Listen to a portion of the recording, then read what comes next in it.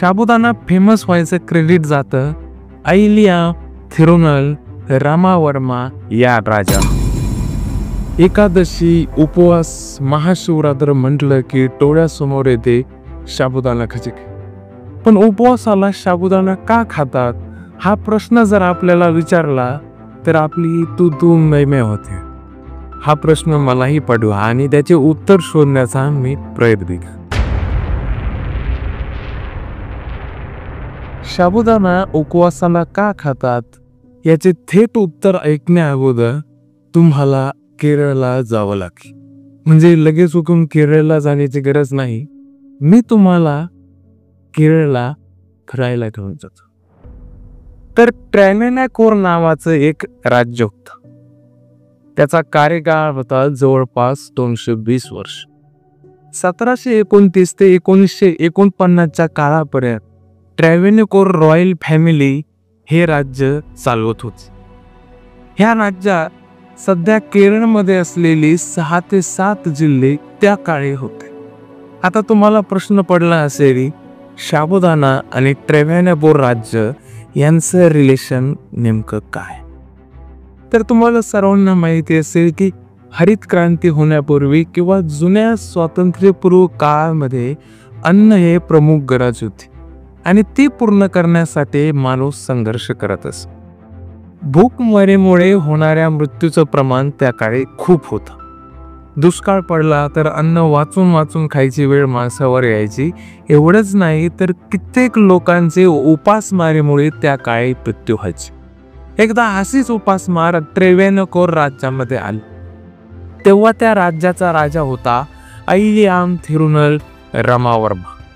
या राजाच्या असं लक्षात आलं की या उपासमारीत लोक एका झाडाच्या मुळापासून तयार केलेले पांढरे तुकडे खात आहेत आणि हे पांढरे तुकडे खाल्ल्यामुळे लोकांना भूक पण लागत नाही. म्हणजे ह्या पांढऱ्या तुकड्यामध्ये नक्कीच काहीतरी असणार ज्यामुळे लोकांचे पोट भरतंय आणि त्यांना ऊर्जाही मिळते असं त्या राजाच्या लक्षात आलं. साबुदाणा फेमस व्हायचं क्रेडिट जातं अय्या थिरुनल रामावर्मा या राजा. आता सध्या आपण उपवास धरतो. कोणी सोमवार धरता, कोणी मंगळवार धरता, कोणी शनिवार धरता, कोणी एकादशीचा उपवास करतात. सोप्या भाषेत समजून घ्यायचं झालं तर उपवास म्हणजे ठरवून केलेली उपासमारच असते. जर निरंकार उपवास धरला तर चक्कर येणे, कमकुवत वाढणे, डोके दुखणे असे प्रकार घडू शकतात. मग उपवास पण झाला पाहिजे आणि चक्कर येणे, डोके दुखणे हे प्रकार पण झाले नाही पाहिजे. यासाठी उपाय का? उपाय एकच, थोडासा साबुदाणा. थोडासा साबुदाणा खाल्ला तरी दिवसभरासाठी शरीराला लागणारी आवश्यक ऊर्जा आपल्याला भेटू शकते आणि उपवास पण घडू शकतो. त्यामुळे उपवासाच्या दिवशी साबुदाणा खातात.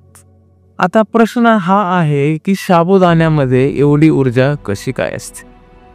तर साबुदाणा हा स्टार्च आहे. त्यामध्ये सगळ्यात जास्त प्रमाणात कर्बोदके म्हणजेच कार्बोहायड्रेट आहेत. आणि तुम्हाला माहीतच आहे ज्यावेळेस शरीराला ऊर्जेची गरज असते त्यावेळी जलद गतीने ऊर्जा देण्याचं काम कार्बोहायड्रेट करत असतात. तुम्ही पाहिलं असेल एखाद्याला चक्कर आली असेल तर त्याला गोड चॉकलेट किंवा बिस्किट खायला देतात. पण याचा अर्थ असा नाही की उपवासाला चॉकलेट बिस्किट चालतं. उपवासाला चॉकलेट बिस्किट का चालत नसावं याचं कारण आहे चॉकलेट, बिस्किट व तत्सम प्रोडक्ट्स हे खूप साऱ्या गोष्टी मिक्स करून बनवलेले असतात. उदाहरणार्थ मैद्याचं पीठ, गव्हाचं पीठ, सोडा इत्यादी. पण या सर्वांच्या तुलनेत साबुदाणा मात्र प्युअर म्हणजे शुद्ध स्वरूपात असतो. त्यामध्ये दुसरे धान्य किंवा त्याचे पीठ असे काहीही मिक्स केलेले नसते. त्यामुळे हा उपवासाला चालतो असा धार्मिक आधार यामागे आहे. साबुदाण्याची ही स्टोरी तुम्हाला कशी वाटली ते कमेंट करून नक्की कळवा. व्हिडिओ आवडल्यास चॅनलला सबस्क्राईब करायला विसरू नका. धन्यवाद.